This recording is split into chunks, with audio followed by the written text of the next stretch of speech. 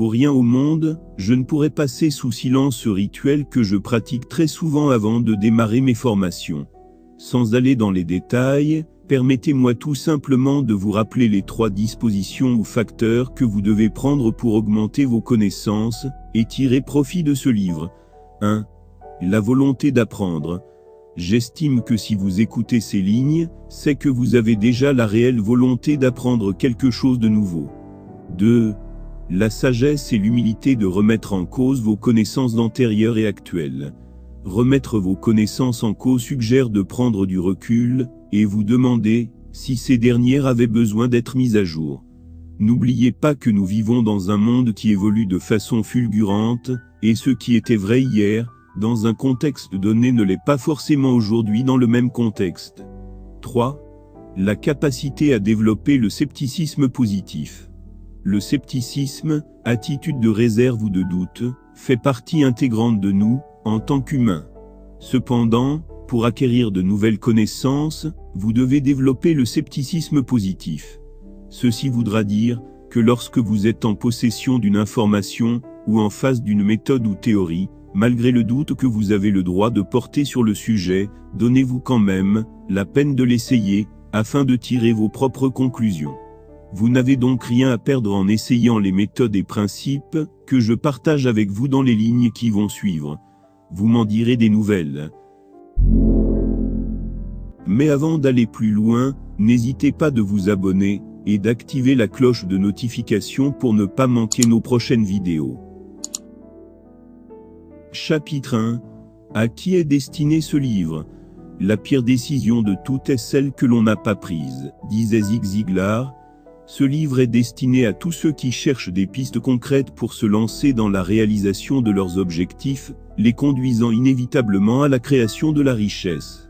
Si vous avez l'habitude d'investir des sommes considérables, du temps et de l'énergie dans des formations académiques ou théoriques, qui par la suite ne sont que perte de temps, ou une course à la collecte de diplômes et d'attestations.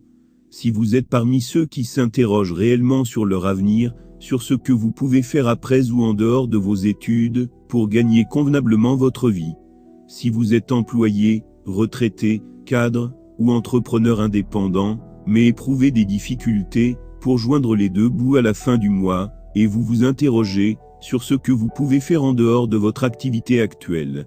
Si vous faites partie de ceux qui travaillent toute la semaine, passant la journée à vous conformer à un emploi du temps très chargé, avec un salaire fixe, qui ne vous permet pas de bien vivre, d'offrir à vos enfants et à vos proches, ce que vous auriez aimé leur offrir. Si vous êtes l'un de ces jeunes diplômés actuellement en train de patienter, peut-être depuis des années déjà, que l'État lance un concours pour vous recruter dans la fonction publique. Si depuis quelques années vous envisagez acheter un ordinateur portable, une moto, une voiture, ou construire une maison sans avoir une idée précise d'où viendra l'argent nécessaire dont vous avez besoin. Si vous travaillez depuis 1 an, 5, 10 ou 20 ans, mais réalisez que votre compte en banque est toujours ou souvent négatif, ou carrément vous venez de réaliser que vous n'avez même pas un compte bancaire. Si vous avez l'impression de tourner en rond malgré tous vos efforts de faire évoluer les choses. Si vous êtes à la recherche d'une méthodologie déjà testée pouvant vous aider à atteindre n'importe quel objectif, alors ce livre vous est destiné. Tout ce qui vous reste à faire, c'est de l'écouter, le réécouter si possible, encore et encore, jusqu'à ce que votre mental en soit complètement imprégné, mais surtout exploiter son contenu. Chapitre 2. Objectif du livre. Pour atteindre l'objectif final, je me concentre d'abord sur la préparation, disait David Douillet. J'ai écrit ce livre pour attirer l'attention de la jeunesse sur le fait que le système éducatif, dans lequel nous sommes instruits, est loin de nous garantir un avenir certain, comme on nous le fait croire, mais en fait qu'il ne s'agit que d'une étape précédant notre vie active, ne nous enseignant presque rien de concret sur cette dernière. Figurez-vous que le système éducatif produit des millions de diplômés chômeurs, chaque année dans l'espoir qu'ils trouvent un emploi, au lieu d'enseigner à ces derniers comment créer de la richesse, avec ou sans diplôme, ce qu'il faut faire, lorsque les diplômes deviennent inutiles. Dans les lignes qui suivent, j'attire votre attention sur de nombreuses possibilités, qui s'offrent à nous, pour gagner convenablement notre vie, et réaliser nos rêves, sans être victime du système éducatif ou esclave de nos diplômes. Aussi, j'ai personnellement découvert en pratiquant le scepticisme positif, que notre réussite ne se résume pas à la quantité de travail que nous fournissons ni aux diplômes obtenus. Mais en réalité, il suffit de maîtriser et mettre en application au quotidien un certain nombre de méthodes et principes pour produire de la richesse, presque sans effort. Ayant personnellement expérimenté quelques-uns de ces principes qui ont prouvé leur efficacité, il est pour moi un devoir de partager ces informations utiles, voire indispensables à la réussite dans ce livre, afin que quiconque le lise puisse en tirer profit et redonner un nouveau sens à sa vie. Chapitre 3. Tout évolue, sauf le système éducatif. Les diplômes représentent un obstacle à la liberté de l'éducation, disait Ivan Illich. Seriez-vous surpris, lorsque j'affirme que tout évolue, sauf le système éducatif? Loin de minimiser l'importance de l'éducation ni de jeter l'opprobre sur le système éducatif, je voudrais simplement attirer votre attention sur le fait qu'en observant toute la révolution et de nombreuses innovations intervenues dans tous les secteurs, depuis des décennies, sauf le système éducatif n'a pas su s'adapter aux réalités. Un samedi matin de l'an 1998, alors que je m'adonnais sans grand succès à un exercice de recépage du manioc sous les yeux attentifs de mon père, il s'exclama subitement « Je me demande ce qu'on vous apprend à l'école ces temps-ci ». Sur le coup, je n'avais pas compris la signification de son interrogation, que je pouvais assimiler à une indignation. 10 ans plus tard, je me suis rendu à l'évidence. Alors qu'un après-midi, ma petite sœur, déjà adulte à l'époque, avait été sollicitée pour préparer la pâte, avec la sauce d'Adémé, la surprise était grande pour tout le monde. Déception totale. J'avais subitement compris l'indignation que mon père exprimait ce samedi matin-là, il y avait 10 ans. En effet, figurez-vous qu'à l'époque, quand j'étais encore au secondaire, les cours pratiques de cuisine et de couture étaient obligatoires pour tout le monde, les garçons comme les filles, les vendredis après-midi. Ce qui m'a donné un avantage certain sur ma petite sœur, et c'était un exemple parmi tant d'autres. En jetant un regard attentif sur les images suivantes, je n'ai pas besoin de vous convaincre que le système éducatif est en retard sur le monde. Aujourd'hui, doit-on blâmer la jeunesse pour incompétence, pour son incapacité à se prendre en charge convenablement? À mon avis, pas vraiment. Le système éducatif continue de produire de plus en plus de rêveurs, que de préparer les apprenants à pouvoir créer de la richesse, même étant encore sur les bancs. Il est donc temps que le monde se rende compte que le système éducatif actuel, ironiquement plus cher que celui d'avant, a été vidé de sa substance, et n'est plus qu'un lieu pour apprendre à lire et à écrire débouchant sur l'obtention d'un diplôme de consolation. Si aujourd'hui le taux du chômage en Afrique subsaharienne est l'un des plus élevés au monde, ce ne sont pourtant pas les ressources ni les opportunités qui manquent. Le vrai problème réside dans le fait que nous avons été éduqués pour concentrer toute notre énergie uniquement sur le peu que nos diplômes peuvent nous rapporter, et rien d'autre. Mais alors, cette jeunesse doit-elle rester inerte, vivre dans l'espoir que l'État lance un concours pour se faire recruter? Devrait-elle rester silencieuse lorsqu'elle se fait qualifier par les analystes de l'Organisation internationale du travail de génération perdue menaçant la cohésion sociale? Absolument pas. Certes, des approches de solutions sont proposées par certaines écoles et universités ayant introduit des formations professionnelles et qualifiantes.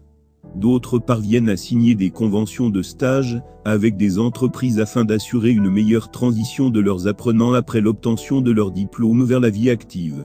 Toutefois, soulignons que ces conventions restent rares et n'offrent aucune garantie dans le temps. C'est ce que confirme d'ailleurs Paul Zahnpilzer dans sa citation. Dans notre monde actuel, travailler pour soi est la meilleure décision à prendre, car les entreprises nous font de plus en plus de propositions risquées. Il est donc nécessaire de faire observer que le système éducatif, dans son ensemble, est resté trop académique et statique. Les programmes et les orientations n'ont pas connu d'amélioration significative depuis des décennies, alors que le monde connaît constamment de profondes mutations. En attendant que le système éducatif connaisse une réelle révolution, enseignant les méthodes et principes offrant de vraies perspectives de création de la richesse autre que le salariat, tenant réellement compte de l'environnement socio-économique, des compétences, capacités, facultés et aspirations de chaque apprenant. La jeunesse doit prendre conscience de deux choses essentielles. Les diplômes ne nous garantissent pas un avenir certain, même si ces derniers peuvent valablement participer à notre réussite. L'État est malheureusement essoufflé, il y a longtemps, et ne peut faire des miracles pour la réussite individuelle de toute la population. Quoi de plus peut-on espérer d'un État qui assure la sécurité de la population, développe les infrastructures routières, aéroportuaires et portuaires pour une meilleure circulation des hommes et des biens, investit dans la santé et dans l'alphabétisation de la population? Rien de plus à mon avis. Mieux encore, nous sommes entourés d'opportunités de toutes sortes que nous pouvons développer aisément grâce aux différents moyens d'information et de communication dont nous disposons aujourd'hui à l'instar de l'Internet, pour créer de la richesse et vivre nos rêves, tout en participant au développement de l'économie de nos pays. En induisant la réduction du chômage, de la dépendance et de l'asservissement, du taux du banditisme, de la criminalité, de la prostitution, etc., et tout ceci avec ou sans diplôme. Chapitre 4. Ce que l'école a oublié de nous préciser. Si vous pensez que l'éducation coûte cher, essayez l'ignorance, disait Derek Bock. Nous connaissons tous le schéma classique de l'étudiant parfait, à qui le système a appris durant des années comment réviser ses cours, et faire les devoirs, rédiger son mémoire, pour obtenir ses diplômes, écrire des lettres de stage, écrire des demandes d'emploi, répondre aux offres d'emploi, etc. Dans les conditions normales, ce schéma ne devrait poser aucun problème. Cependant, l'école n'a-t-elle pas oublié de nous préciser que le système éducatif produit tous les ans des milliers de diplômés en droit, comptabilité, géographie, secrétariat, assurance, etc. et que parallèlement, à peine 14% trouveront un emploi lié à leur diplôme dans les 5 ans qui suivent. L'école n'a-t-elle pas oublié de nous préciser que l'État est dans l'impossibilité de créer autant de postes dans la fonction publique pour absorber toute la masse de jeunes diplômés qui sortent des écoles et universités chaque année? L'école n'a-t-elle pas oublié de nous préciser ce qu'il faut faire lorsque nos demandes de stage et d'emploi sont infructueuses? L'école n'aurait-elle pas dû nous enseigner des programmes de création d'emplois et de la prospérité financière en phase avec la globalisation? Il est évident que l'école a oublié de nous fournir le manuel de la vie après les diplômes. Elle a incontestablement oublié de joindre une roue de secours à nos diplômes. Chapitre 5. La vérité qui a changé ma façon de voir les choses. L'ignorance coûte plus cher que les matériels. Un après-midi de l'an 2000, quand j'étais encore en classe de la terminale, mon ami Vital, béninois résident en Angleterre, m'a envoyé la photo de sa voiture, une Bentley customisée qui assemblait charme et classe. Pure merveille. Depuis lors, j'ai développé une passion pour les belles voitures, en plus d'un autre rêve à l'époque, celui de construire une belle villa avant mes 40 ans. Pour ce, je savais qu'il me fallait un plan. Je me faisais à l'idée qu'il me suffisait d'obtenir mon brevet de technicien supérieur en communication, puis travailler quelques années dans une agence de communication, afin de rassembler les fonds nécessaires pour acheter ma voiture de rêve, puis financer la construction de ma villa. Plus tard, je devrais pouvoir épargner suffisamment d'argent pour voyager et découvrir le monde, parce que m'avait-on dit, le métier de la communication paie bien.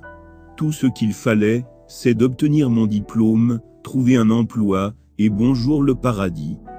Seulement, le jour où j'ai découvert la vérité, je m'étais immédiatement rendu à l'évidence que tout ce que je planifiais réaliser, avec mon futur salaire, n'était que des souhaits, pour ne pas dire des illusions. Cette vérité, que beaucoup ignorent encore, est que tout ce que nous planifions réaliser, acheter une voiture, construire une maison, voyager, se fera non pas avec notre salaire, mais avec notre épargne. 1. L'épargne, selon le dictionnaire Larousse, l'épargne est la partie non consommée du revenu d'un agent économique, utilisé pour constituer un capital. Épargner consiste donc à mettre en réserve une somme d'argent, qu'on ne dépense pas. Or, pour épargner, Il faut avoir un revenu supérieur aux charges, dépenses. Aujourd'hui, plusieurs sources de revenus s'offrent à nous. Mais pour vous épargner d'un cours d'économie, parlons simplement du salariat, puisque c'est à ça que l'école nous a bien préparés. Diplôme égale emploi égale salaire. 2. Le salaire. Le salaire est la contrepartie financière équivalente à la quantité du temps qu'un employé met au service d'une autre personne, employeur. En d'autres termes, plus vous voulez gagner d'argent, plus vous devez mettre votre temps au service de quelqu'un, ce qui n'est pas une mauvaise chose en soi. Cependant, en y pensant un peu, vous vous rendrez compte que vous ne disposez pas plus que 24 heures dans une journée.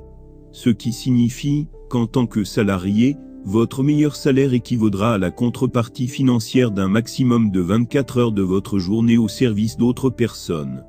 Déduction faite, les gains que vous pouvez tirer du temps que vous mettez à la disposition des autres pour avoir un salaire sont limités, sinon très limités.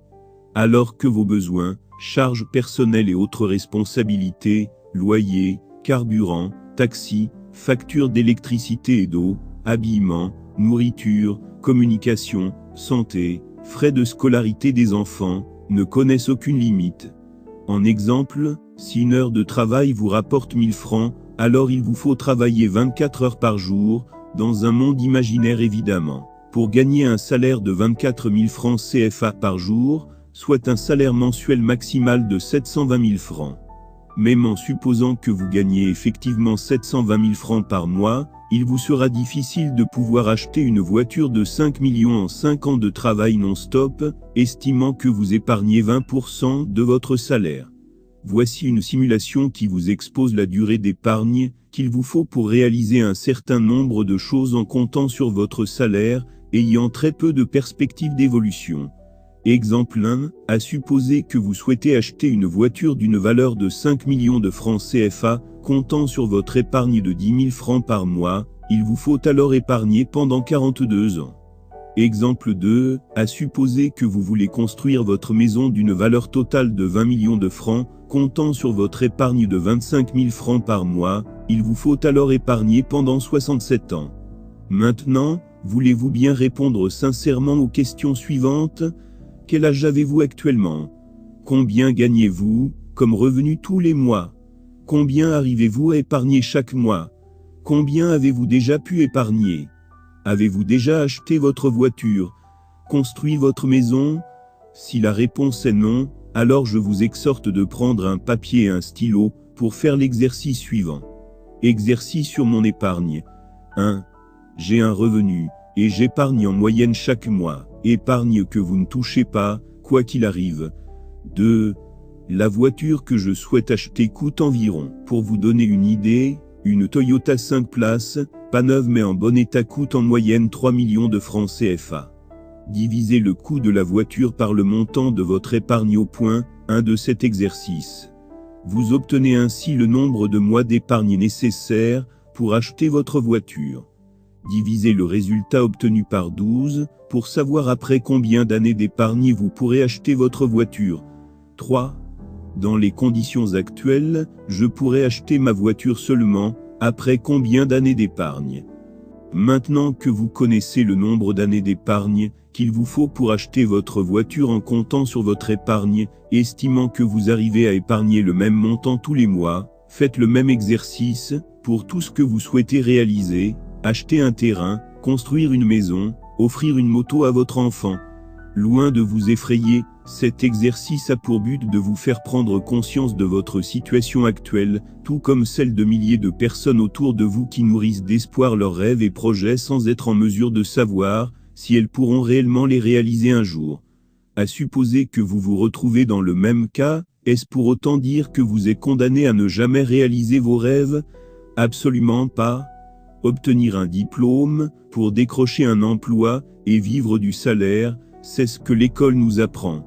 Cependant, sur expérience, je peux vous garantir qu'il existe d'autres sources de revenus plus extraordinaires que le salariat, pour gagner convenablement sa vie, parmi lesquelles le marketing relationnel, sur lequel nous nous attarderons plus loin. Chapitre 6. Les 3 virus qui vous empêchent de devenir riche. C'est en apprenant que l'on mesure son ignorance. À quoi servent tous ces efforts et sacrifices que nous faisons tous les jours, si ce n'est pour nous libérer financièrement?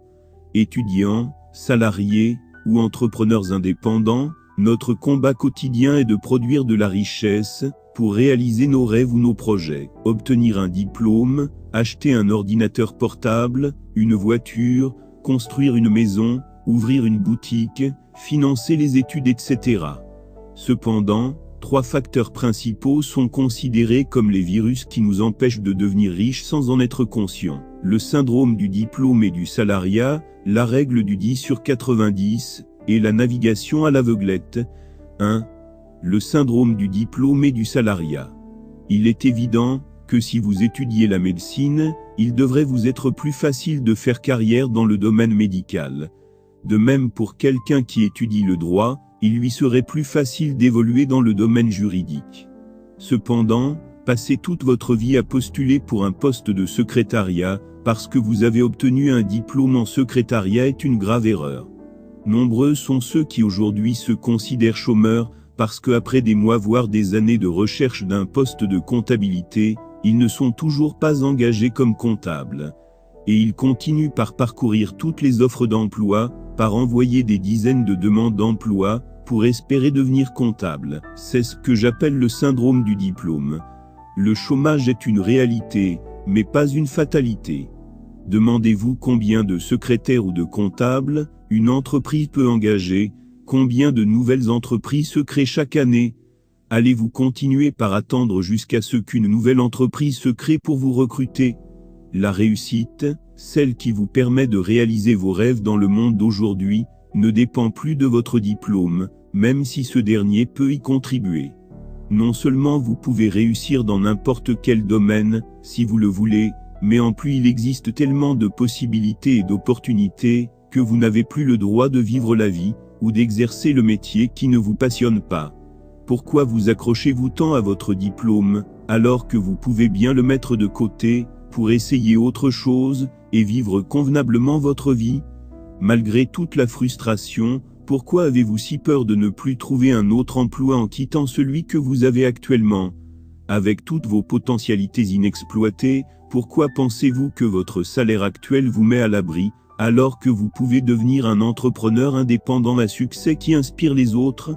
Cherchez au plus profond de vous, ce que vous aimez réellement faire, ce qui vous passionne, et que vous accepteriez faire sans être rémunéré. C'est ce que vous devriez faire. Peu importe votre diplôme ou niveau d'études, chômeur, ou salarié satisfait, entrepreneur indépendant, vous pouvez toujours mieux vous réaliser en essayant quelque chose de nouveau. Pour citer mon exemple, j'ai reçu une formation en secrétariat bureautique au lycée. Plus tard, j'obtins un brevet de technicien supérieur en communication d'entreprise, avec une spécialisation en publicité grand média, suivi de divers stages. Ayant rapidement compris les conséquences dévastatrices du syndrome du diplôme, j'ai rapidement exploré d'autres options, que je ne regrette pas du tout aujourd'hui. Professeur de lycée pendant 3 ans, je me suis rapidement mis à la programmation web, autodidacte, avant de décrocher un poste de développeur senior, dans une entreprise anglaise basée à Accra en décembre 2006. 5 ans plus tard, malgré un salaire de $1050 par mois, je m'étais rendu à l'évidence que j'étais encore loin de réaliser mes rêves, avec ce que j'arrivais à peine à épargner d'un tel salaire à la fin du mois. Je n'ai donc pas hésité à saisir la première opportunité en marketing relationnel, qui m'était tout nouveau à l'époque. Aujourd'hui, je prends grand plaisir à programmer, et à donner des formations et des conférences, tout en prenant part activement à la promotion de l'industrie du marketing relationnel. Et croyez-moi, je ne suis pas prêt de changer de manteau sitôt. 2. La règle du 10/90. L'épargne étant définie comme la partie du revenu non consommé, elle est considérée comme le début du processus d'enrichissement et de financement de nos projets. En d'autres termes, il vous sera impossible de réaliser vos projets, acheter une voiture, construire votre maison, sans épargne. En général, vous devez disposer d'un compte épargne dans une banque, ou dans une microfinance sur lequel vous déposez systématiquement 10% de vos revenus, salaires, pensions, allocations, commissions, quel que soit le montant. J'ai personnellement espéré pendant de nombreuses années décrocher le gros lot, un gros contrat du jour au lendemain, pour réaliser mes projets. J'ai espéré qu'un miracle allait se produire dans ma vie du jour au lendemain pour me permettre de me libérer financièrement. Mais en réalité, j'ai finalement compris que le premier pas vers la liberté financière commence par ce que nous arrivons à mettre de côté chaque mois, pouvant nous permettre de réaliser ou financer nos projets, et non ce que nous gagnons. Au cas où vous ignorez l'existence de cette règle, ou simplement vous ne l'appliquez pas dans les faits, vous devez vous considérer comme atteint du virus de la règle 10/90, et prendre immédiatement les dispositions nécessaires. Si vous ne disposez pas encore d'un compte épargne à la banque, ou dans une microfinance, vous devez en créer un immédiatement, et vous autodiscipliner pour y déposer 10% de ce que vous gagnez à travers vos différentes sources de revenus. Notez qu'il s'agit d'un compte épargne, et non d'un compte courant. Disciplinez-vous à ne pas y déposer une somme aujourd'hui, et allez la retirer le lendemain. 3. La navigation à l'aveuglette. Considérez le tableau de bord d'une voiture.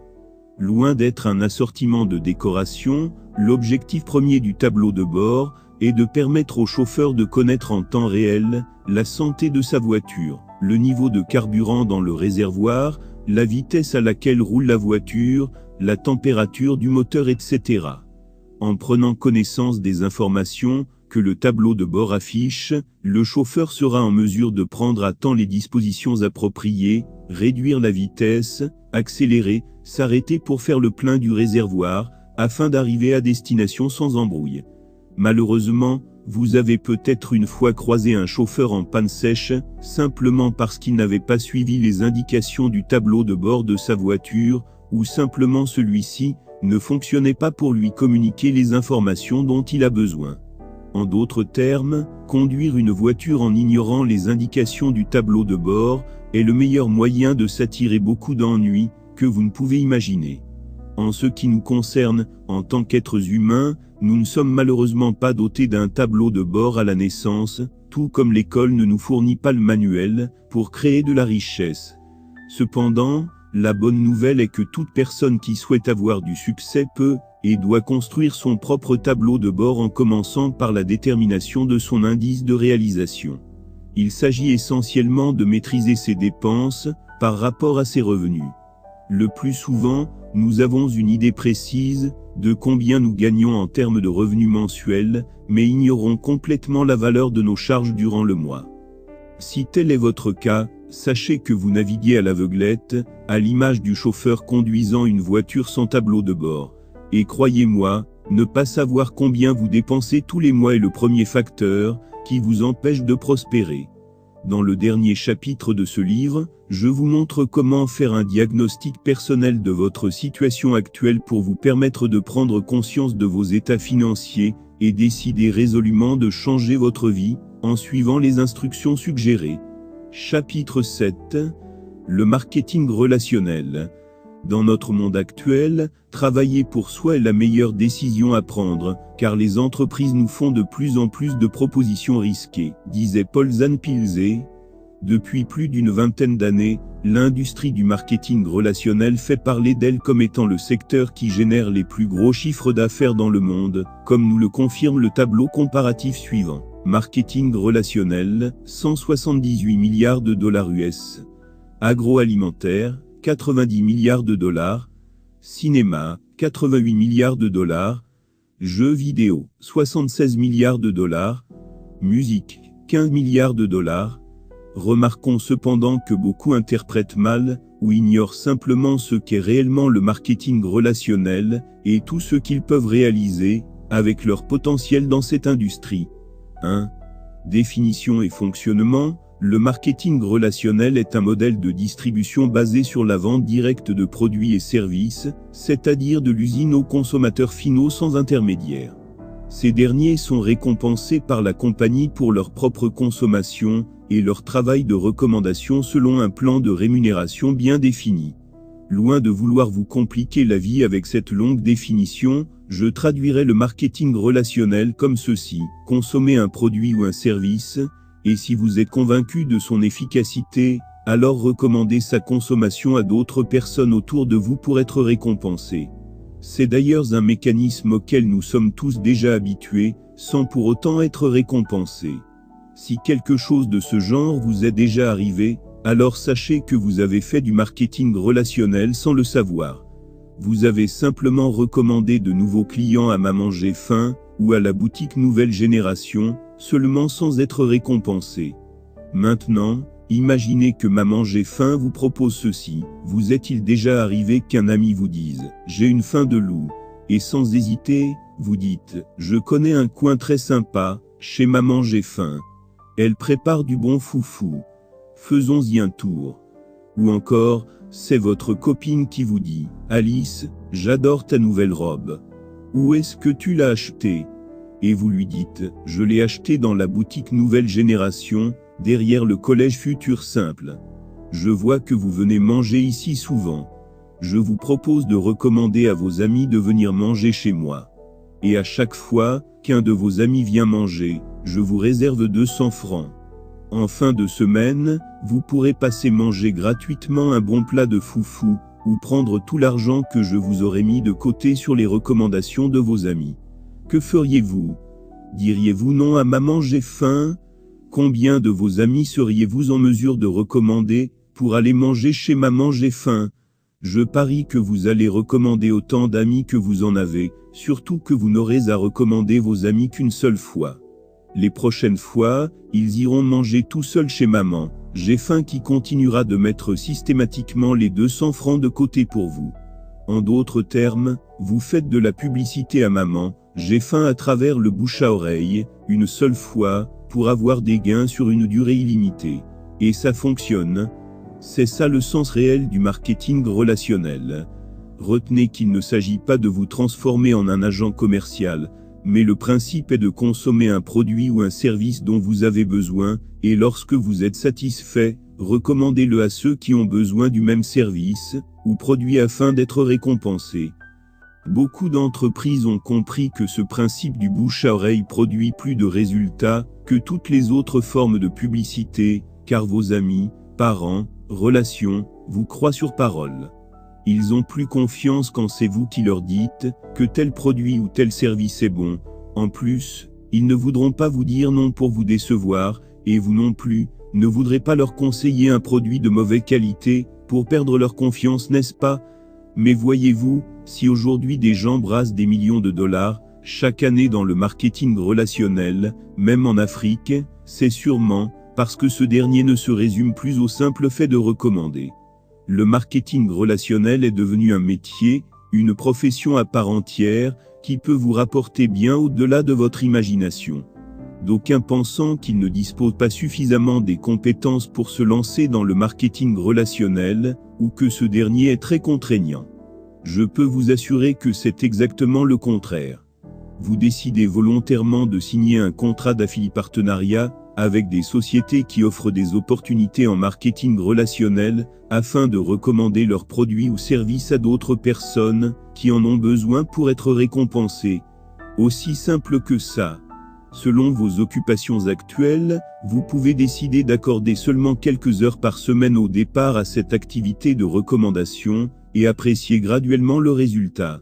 C'est justement l'un des avantages pour lequel vous devez vous lancer dans le marketing relationnel. Vous travaillez à votre rythme.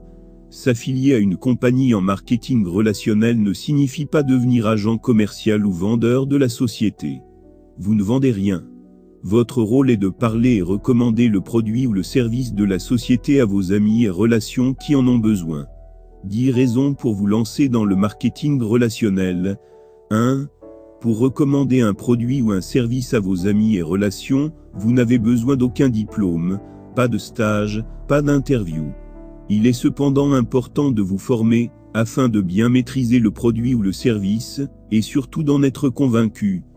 2. Contrairement à un emploi salarié, le marketing relationnel vous donne la latitude de vous organiser à votre rythme.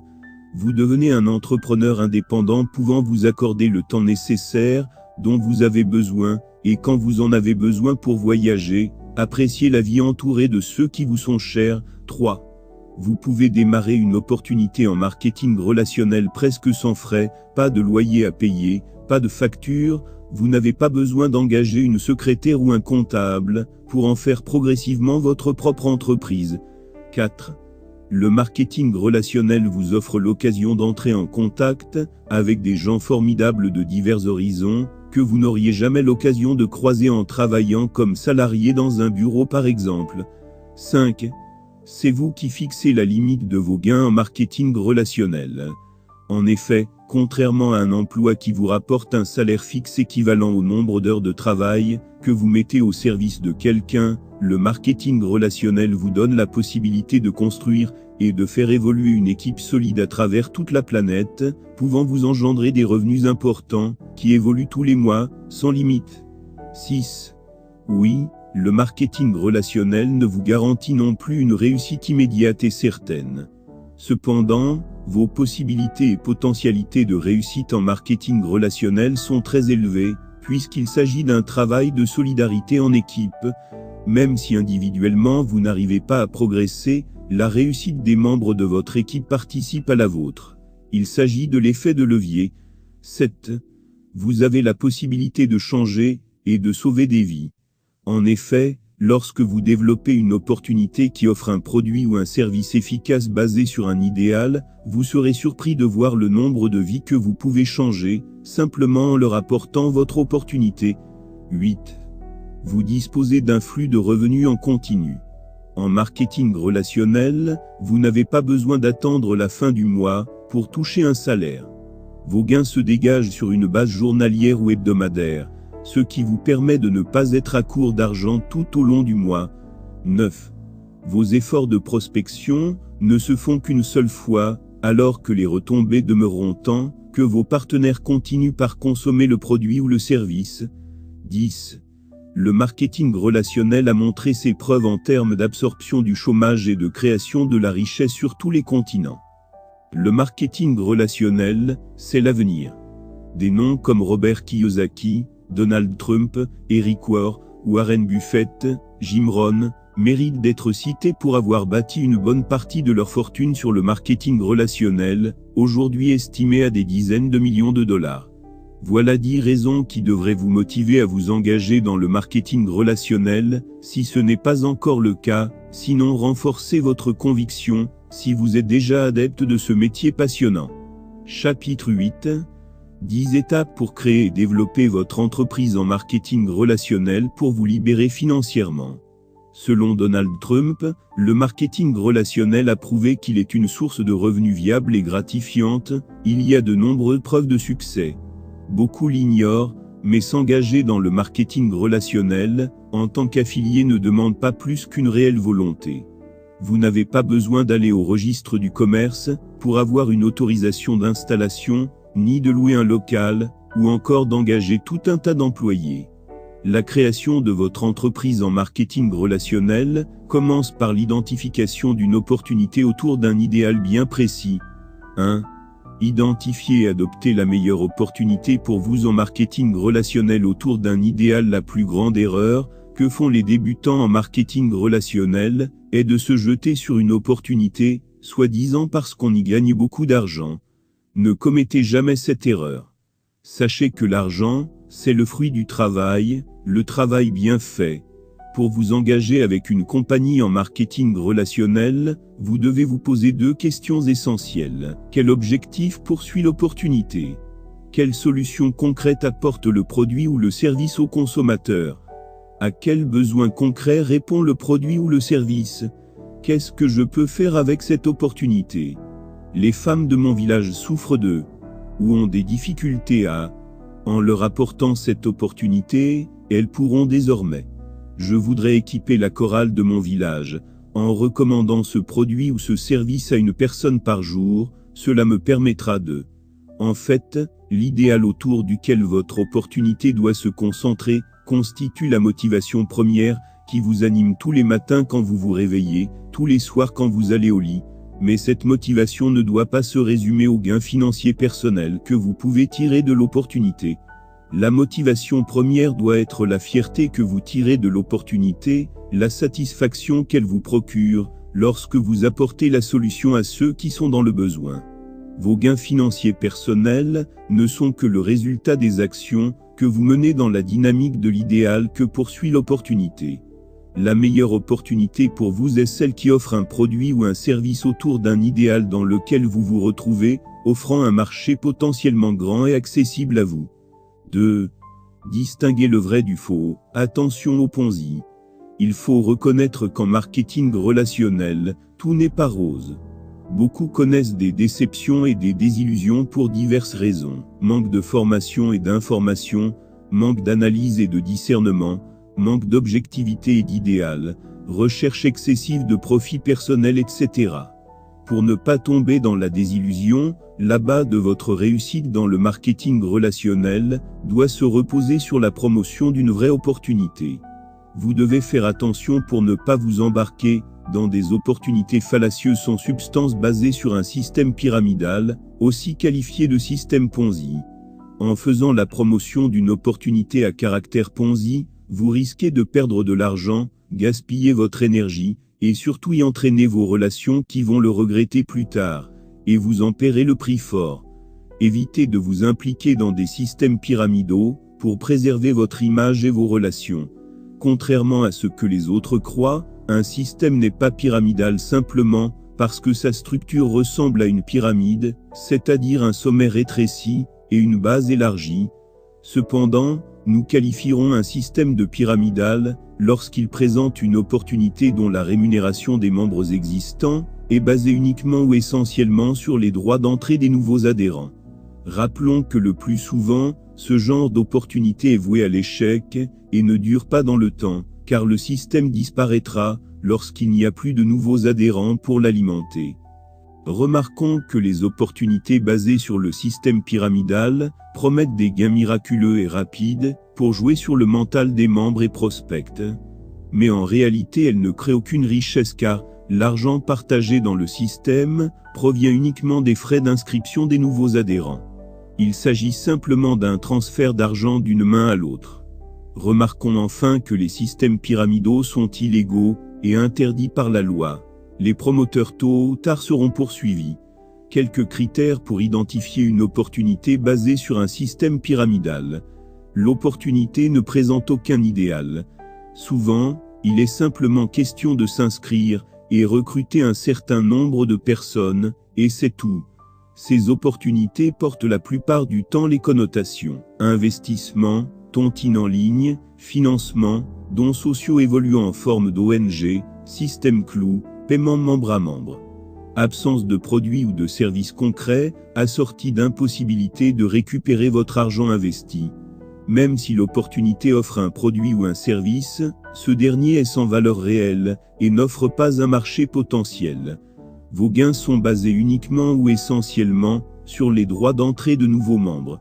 La recommandation de produits ou services, s'ils existent, est accessoire. En d'autres termes, pas de nouveaux inscrits, pas de gains. L'activité ralentit et disparaît lorsqu'il n'y a plus de nouvelles adhésions.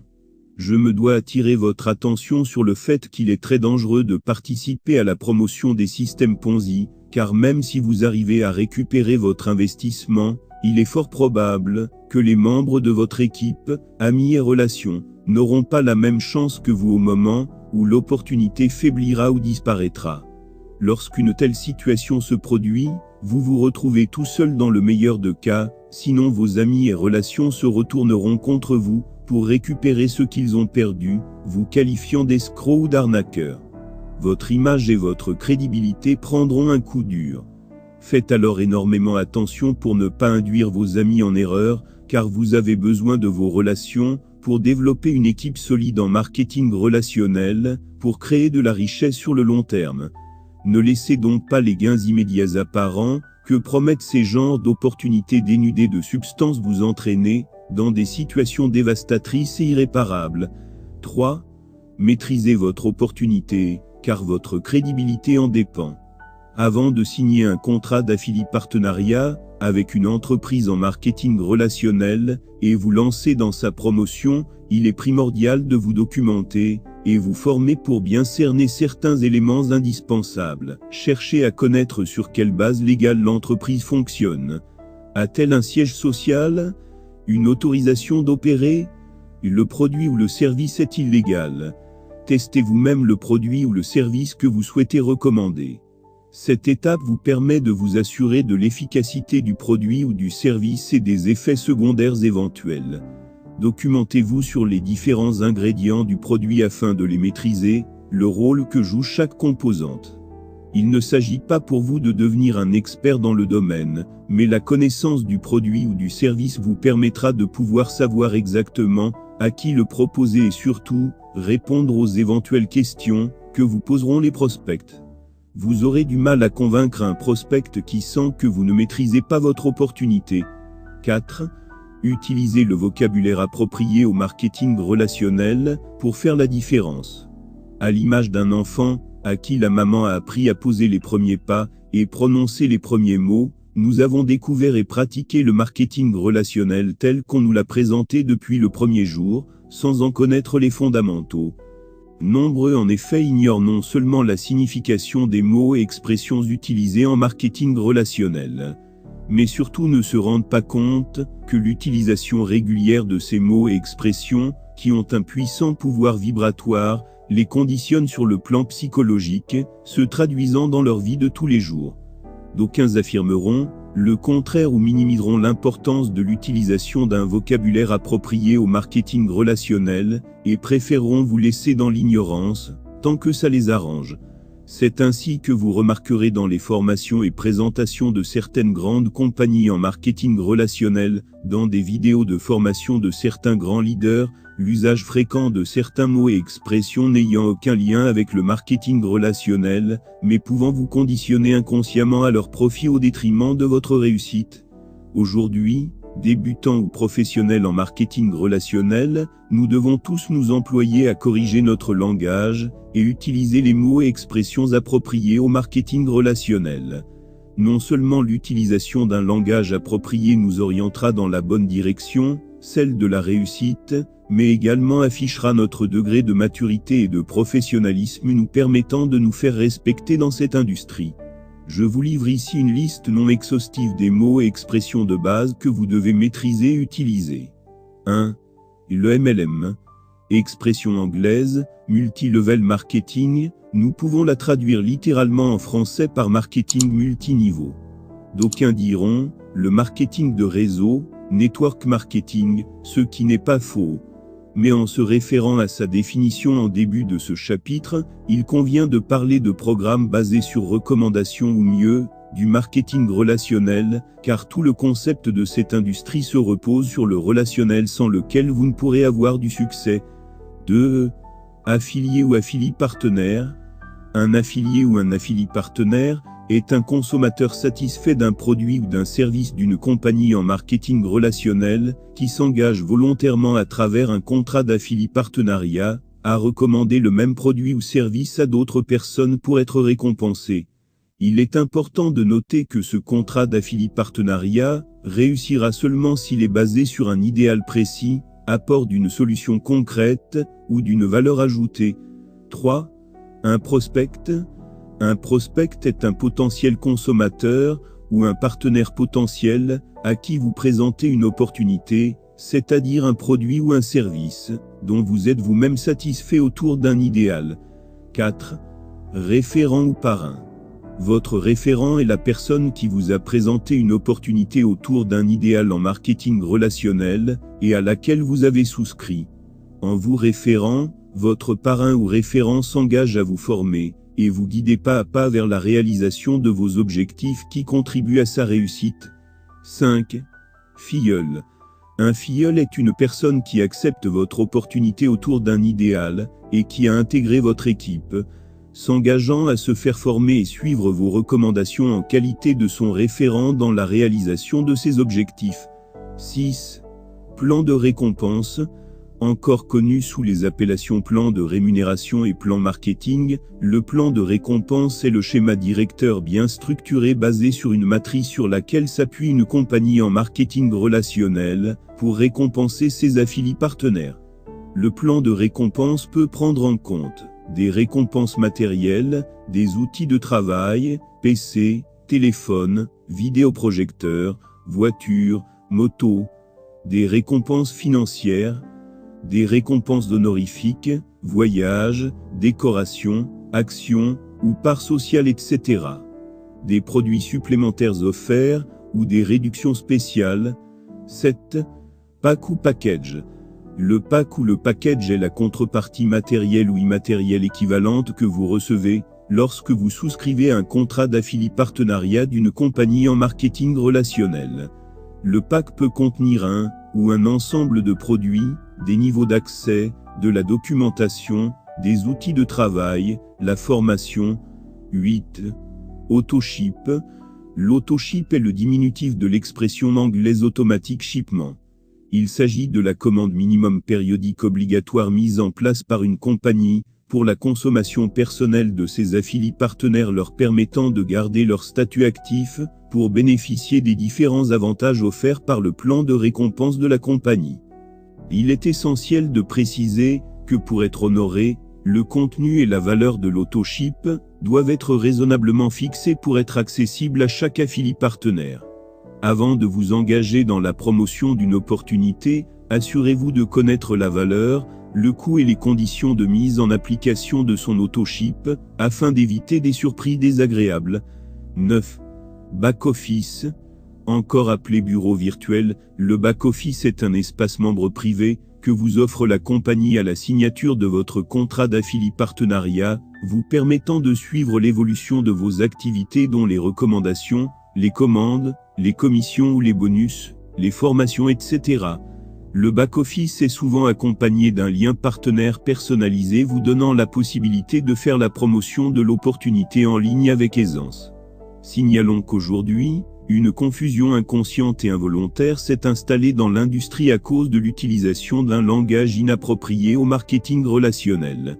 Ceci a pour conséquence le rejet affiché par certains prospects, ne se voyant pas se livrer à la vente, à la distribution ou au recrutement pour le compte d'une quelconque compagnie, ne percevant pas l'idéal derrière l'opportunité que vous leur présentez avec un vocabulaire inadéquat. En exemple, le partenaire est remplacé par le distributeur.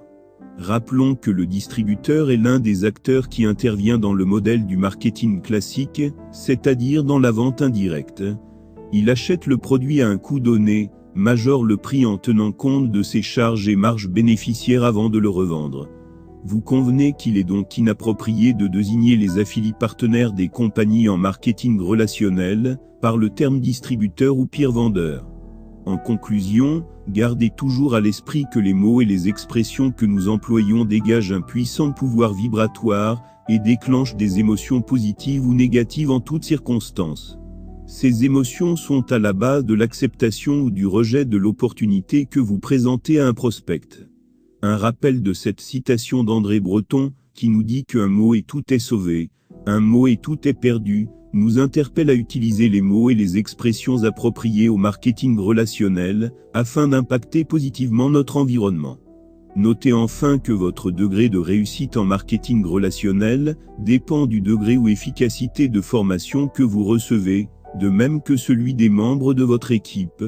En d'autres termes, non seulement il est important de vous former constamment, mais également vous devez veiller à ce que les futurs affiliés partenaires de votre équipe soient également bien formés pour avoir le même niveau de compréhension de l'opportunité que vous.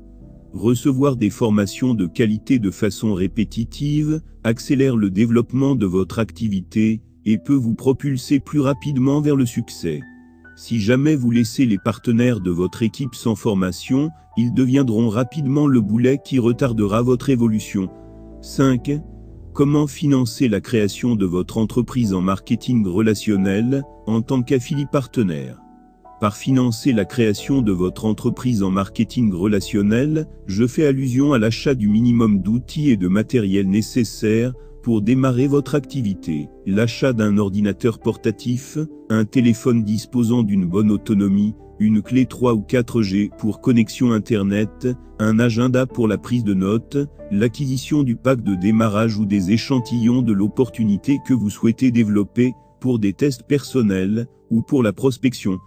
la conception et l'impression de cartes de visite, prospectus, en ce qui concerne les autres charges, location de bureau, enseigne, recrutement d'une secrétaire, nous avions précisé plus haut que ce n'est pas nécessaire pour un début en marketing relationnel.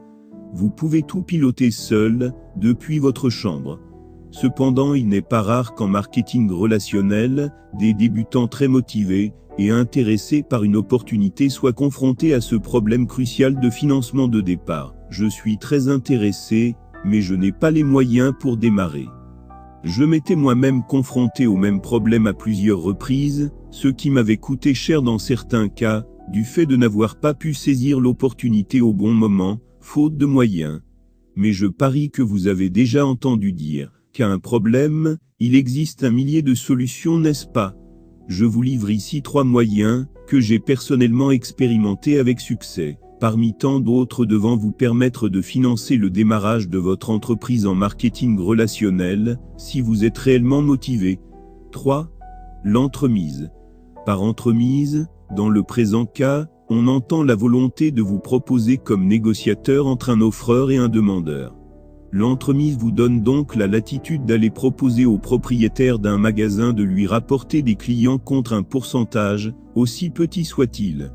Inversement, observez attentivement votre environnement, pour savoir ce dont les gens ont besoin autour de vous. Il vous suffit alors de leur trouver un fournisseur, pour toucher votre commission. Mais attention, il est important de maîtriser le produit ou le service pour lequel vous vous portez entremetteur. Ne pas vous substituer au fournisseur. Jouez juste votre rôle d'entremetteur, et laissez le fournisseur s'occuper du reste, facturation, livraison, installation, suivi. 2. La méthode manche courte. Lorsque vous décidez réellement d'atteindre un objectif, vous ne devez reculer devant rien. Vous devez surtout laisser votre orgueil de côté, et retrousser vos manches. En fin de l'an 2000, j'obtiens mon baccalauréat, et je devais m'inscrire dans une université privée pour suivre une formation en communication d'entreprise. Magnifique, n'est-ce pas? Seulement, la formation ne coûtait pas moins d'1 million de francs l'année. Mes parents n'ayant pas les moyens de m'offrir ce luxe, ma seule alternative était de retrousser mes manches, pour vendre de l'eau, du jus de bissap et du citron pendant les vacances. Et congé au port autonome de Lomé durant toute la période de ma formation soldée par un brevet de technicien supérieur en communication. Malgré ma posture de jeune bachelier frimeur, je n'avais pas permis à mon orgueil de prendre le dessus. Je savais que c'était la seule alternative que j'avais pour réunir une partie des frais de la formation et obtenir la faveur de ma grande sœur Lucie. Aujourd'hui, si vous désirez réellement financer la création de votre entreprise en marketing relationnel, en tant qu'affilié, afin de vous assurer la liberté financière dans quelques années, je vous suggère de retrousser vos manches pour vous lancer, dans l'une des possibilités suivantes parmi un millier. Lavage ou entretien de la voiture du voisin, entretien et arrosage de jardin, service de course au supermarché, ou de repassage pour les amis et les voisins, prise de vue, photographie, cours de conduite à domicile, cours de chant ou de piano ou de guitare. La réussite a un prix, ne laissez pas votre orgueil prendre le dessus, quelle que soit l'activité qui puisse vous générer du revenu, pour financer la création de votre entreprise, retroussez vos manches, vous n'avez rien à perdre en essayant, car le meilleur moyen d'échouer, c'est de ne pas essayer. 3. L'émiettement. L'émiettement est la 3e technique, que je vous propose pour financer la création de votre entreprise en marketing relationnel. Il s'agit par exemple de faire une liste de 10, 20, 50 ou 100 amis et parents, à qui vous demandez gentiment de participer au financement de la création de votre entreprise. Par exemple, à supposer que vous ayez besoin de 200 000 francs CFA, pour financer le démarrage de votre activité en marketing relationnel. Au lieu d'appeler votre père ou votre oncle pour lui demander 200 000 francs, utilisez plutôt la technique de l'émiettement en faisant une liste de 100 amis et parents, à qui vous demandez une participation de 2 000 francs chacun. Ils trouveront l'effort si dérisoire, qu'ils ne se poseront pas de questions avant de vous mettre à disposition leur participation. Mais attention, en utilisant la technique d'émiettement, vous devez cultiver la patience et la reconnaissance envers tous ceux qui ont participé au financement de la création de votre entreprise. Pour finir, Je vous suggère fortement de ne pas faire recours au prêt, quelle que soit sa forme, pour financer la création de votre entreprise en marketing relationnel. 6. Débarrassez-vous des fausses attentes. En débutant votre carrière en marketing relationnel, vous pouvez avoir d'énormes attentes, ce qui est normal. Cependant, plusieurs peuvent être erronées, pouvant causer votre échec, si vous ne les canalisez pas.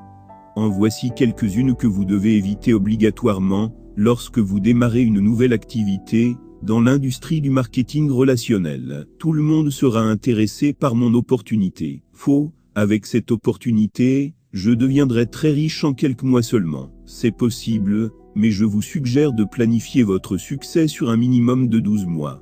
Cette opportunité est très flexible. Je n'ai pas besoin de faire beaucoup d'efforts pour réussir. Faux, il vous faut toujours travailler dur au début pour asseoir une équipe de qualité. J'ai déjà quelques notions en commerce et marketing. Je n'ai donc pas besoin de suivre des formations sur cette opportunité pour réussir. Faux, chaque opportunité dispose de ses propres particularités que vous devez maîtriser. Mes 3 premiers mois vont être explosifs. Je n'ai pas besoin de me casser la tête, ne soyez pas si sûrs. Il me suffit de parrainer seulement quelques personnes très dynamiques, qui vont faire le reste du boulot à ma place. Créez des attentes, mais celles qui sont évidentes et réalisables, dans un minimum de 12 mois pour ne pas tomber sous le coup de la désillusion. 7. Planifiez clairement votre réussite. Vous voilà à l'une des étapes les plus déterminantes, dans votre aventure vers la liberté financière. Nombreux sont ceux qui prennent à la légère, ou ignorent l'importance de planifier leur succès. Cependant, sachez que vous n'arriverez à rien, sans avoir défini des objectifs précis et planifié des actions concrètes à mener pour les atteindre. À cette étape, vous devez prendre un papier, et énumérer vos objectifs en termes d'attente de votre opportunité. Les questions suivantes peuvent vous édifier. Combien d'affiliés partenaires souhaitez-vous compter dans votre équipe d'ici 1 mois? 6 mois? 1 an? 5 ans? Combien souhaiteriez-vous générer comme revenu mensuel, avec votre opportunité après 1 an de travail? Quelles compétences souhaiteriez-vous développer grâce à votre opportunité dans les 2 prochaines années? Le dernier chapitre de ce livre vous guidera dans la définition de vos objectifs, ainsi que la planification des actions concrètes, qui vont changer votre vie. 8. Votre liste de contacts est le fonds de commerce de votre entreprise. Vous ne pourrez réussir le marketing relationnel sans une liste de contacts, car cette dernière est considérée comme le fonds de commerce de votre activité. La constitution de la liste de contacts peut prendre du temps, et demander beaucoup de travail, mais le résultat et les retombées sont beaucoup plus importants. À la base, constituez votre liste de contacts en répertoriant vos amis, parents, collègues de bureau, anciens amis d'université, etc. Progressivement, faites évoluer et tenez à jour régulièrement votre liste de contacts. Aujourd'hui, il existe des outils puissants pour gérer aisément et de façon dynamique votre liste de contacts, ce qui facilite la prospection et la communication entre vous et vos différents partenaires. 9. Développez une équipe de qualité et non une équipe de quantité. Pour atteindre vos objectifs, vous avez besoin du concours d'autres personnes, de divers horizons, de diverses compétences. Cependant, vous devez cultiver la patience, et ne pas vous presser de remplir votre équipe pour la forme. Souvenez-vous que développer une activité en marketing relationnel revient à créer votre propre entreprise de façon intelligente à travers un contrat d'affilié partenariat entre vous et la société mère. Sûrement qu'en créant votre entreprise, vous ne voudrez pas engager une revendeuse de beignets comme secrétaire, n'est-ce pas? C'est pareil en marketing relationnel, vous devez intégrer dans votre équipe uniquement des gens qui partagent votre vision et qui ont la volonté et la disponibilité de collaborer avec vous. Rappelez-vous que votre degré de réussite en marketing relationnel dépend de la qualité des membres de votre équipe. Vous appuyant sur le principe du tri en marketing relationnel, prenez le temps pour développer une équipe de qualité d'affiliés partenaires ayant la même vision que vous autour d'un produit ou d'un service que ces derniers peuvent facilement consommer et recommander. Enfin, n'oubliez pas d'accorder une attention particulière à chaque membre de votre équipe, surtout en ce qui concerne leur formation et leur épanouissement personnel. Vous apprendrez davantage sur les principes fondamentaux du marketing relationnel dans les premiers modules de la formation MLM de Cryptor. 10. La persévérance est votre arme à succès massif. La persévérance en marketing relationnel est le carburant dont vous avez besoin au quotidien. Souvenez-vous que le monde n'a pas été construit en une seule journée. Nombreux ont abandonné des opportunités qui auraient pu les conduire au succès dont ils rêvaient, faute de persévérance. Le principe de la persévérance en marketing relationnel se cultive à plusieurs niveaux. Vos prospects ont sûrement besoin de se familiariser d'abord avec votre opportunité, car nombreux découvriront pour la première fois le marketing relationnel et pourraient estimer que c'est une activité bien au-delà de leurs capacités. Ils chercheront à mieux la comprendre et surtout se retrouver dans son idéal avant de se décider. Il est fort probable que vos prospects n'aient pas les moyens nécessaires ou ne soient pas dans un état d'esprit favorable pour se prononcer favorablement au premier contact. Soyez également conscient que certaines personnes pourraient vous rejeter ou méprendre systématiquement votre opportunité pour diverses raisons ou préjugés. Mais la bonne nouvelle est que de milliers d'autres personnes attendent de découvrir votre opportunité pour se lancer avec vous. Pour ces diverses raisons, vous devez cultiver la persévérance, développer sans cesse la confiance en votre opportunité et en vous-même, et ne jamais abandonner. Des défis, il y en aura toujours. Mais lorsque vous traversez une situation difficile, rappelez-vous de l'histoire des deux grenouilles. Deux petites grenouilles jouent à touche-touche. Emportées par leur jeu, elles rentrent dans l'étable. Elles se poursuivent, sautent d'objet en objet, quand imprudente, la première saute dans un seau rempli à moitié de lait, suivi de peu par sa compagne de jeu. Après avoir pris la tasse, les deux copines sortent la tête hors du lait, et se mettent à nager pour rejoindre le bord du seau. Malheureusement, les parois sont bien trop lisses pour être escaladées, et il y a bien trop de lait pour prendre appui sur le fond du seau. Que faire? Les voici prises au piège, elles ne voient pas comment s'en sortir. Nous devrions nager jusqu'à ce que le fermier revienne. Quand il nous verra, il nous mettra hors du seau. Qu'en dis-tu? Il pourrait aussi nous tuer. C'est vrai, mais nous n'avons pas d'autre choix. Continuons à nager, nous verrons bien. Peut-être aurons-nous une autre idée. Les deux petites grenouilles continuent donc de nager.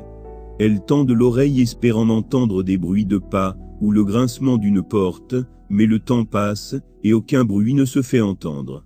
Elles se fatiguent, leurs pattes commencent à les faire souffrir. Je n'en peux plus. Il faut que je fasse une pause.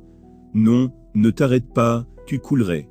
Je n'ai plus de force, le fermier ne viendra pas. Continue, ralentis si tu veux, mais ne t'arrête pas.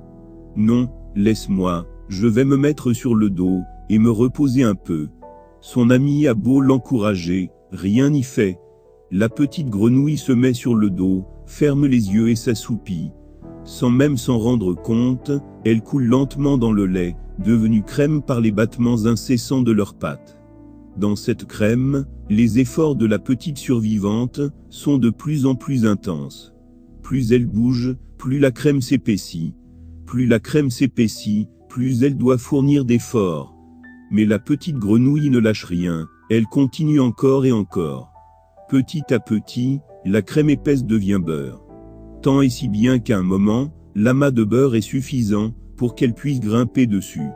Épuisée, elle s'y repose un peu, reprend des forces, et saute enfin hors du seau. Chapitre 9. Les 5 habitudes ou orientations indispensables que vous devez développer pour réaliser n'importe quel objectif. Selon Brian Tracy, les mauvaises habitudes sont faciles à développer et difficiles à vivre avec. Mais en revanche, les bonnes habitudes sont difficiles à développer, mais faciles à vivre avec. Souvenez-vous que dans le chapitre précédent, nous avons précisé qu'il est crucial de fixer de manière claire vos objectifs et mettre en place un plan d'action pour les atteindre. Il est cependant important de noter que, selon Brian Tracy, expert canadien en succès, nous devons obligatoirement développer et mettre en application tous les jours 5 habitudes indispensables, encore appelées orientations, qui nous permettront de réaliser n'importe quel objectif que nous nous fixons. Heureusement, Brian Tracy précise que n'importe quelle habitude peut être apprise, bonne ou mauvaise. Nous avons donc l'assurance que chacun peut apprendre et mettre en application les 5 orientations pour réaliser ses objectifs. Brian ajoute enfin que la meilleure façon d'apprendre une habitude est la répétition. Autrement dit, pour que ces habitudes deviennent un automatisme, nous devons les utiliser tous les jours, sans exception. Je vous invite à accorder une attention particulière au dernier chapitre de ce livre dans lequel je vous montre de façon concrète comment utiliser les 5 habitudes, orientations, pour réaliser n'importe quel objectif. Mais en attendant, passons-les en revue rapidement. 1. Orientation journalière. Quel que soit l'objectif que vous poursuivez, obtenir un diplôme, acheter une voiture, construire une maison, obtenir un visa, participer à un concours, acheter un ordinateur portatif, sachez qu'il ne se réalisera pas tout seul du jour au lendemain. La concrétisation d'un objectif n'est autre que le résultat d'une suite d'actions menées jour après jour. Avant de vous coucher le soir, prenez un papier sur lequel vous énumérez en moyenne 5 actions à exécuter le lendemain. 2. Orientation résultat. À votre réveil le lendemain, reprenez la liste des actions que vous avez programmées la veille, et classez-les par ordre décroissant d'importance ou de priorité. Posez-vous la question suivante. Si parmi les 5 objectifs du jour, je ne peux réaliser qu'un seul avant la tombée de la nuit, lequel devrais-je choisir?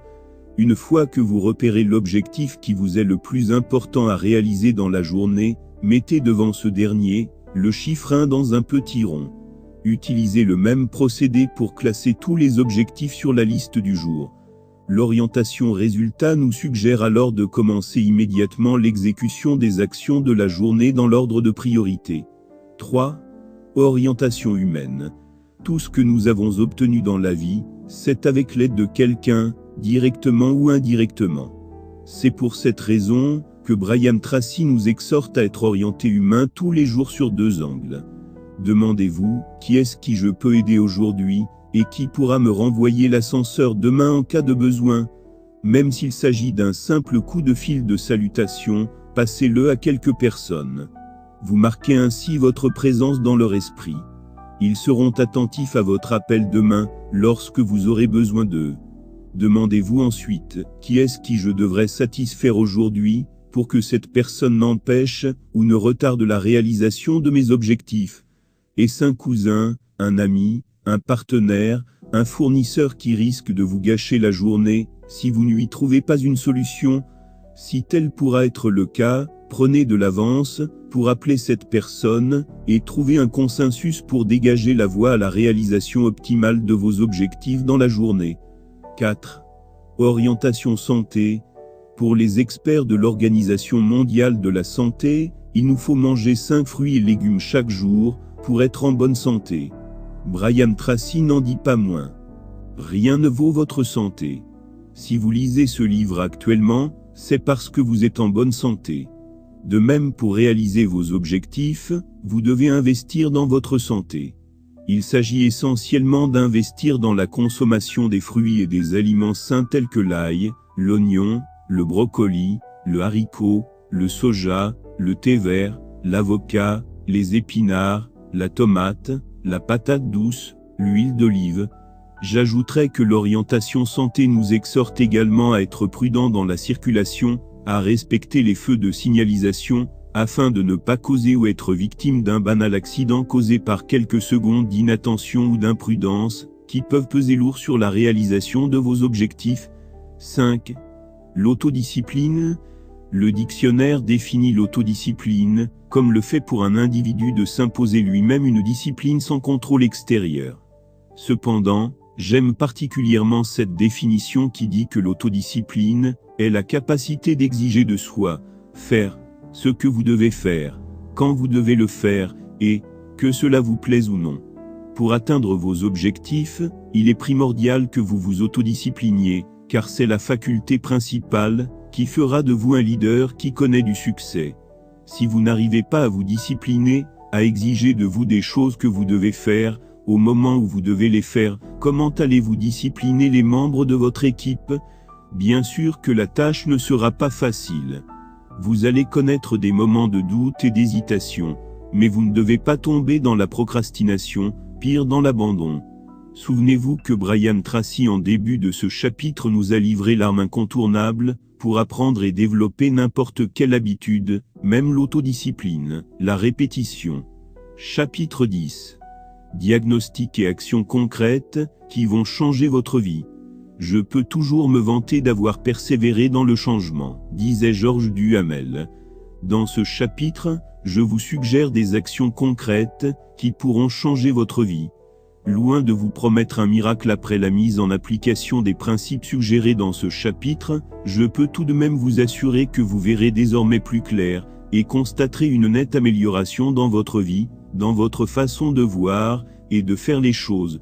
Ces différentes actions vous mettront dans une nouvelle dynamique dans votre processus d'enrichissement et vous rapprocheront incontestablement tous les jours de la vie dont vous rêvez.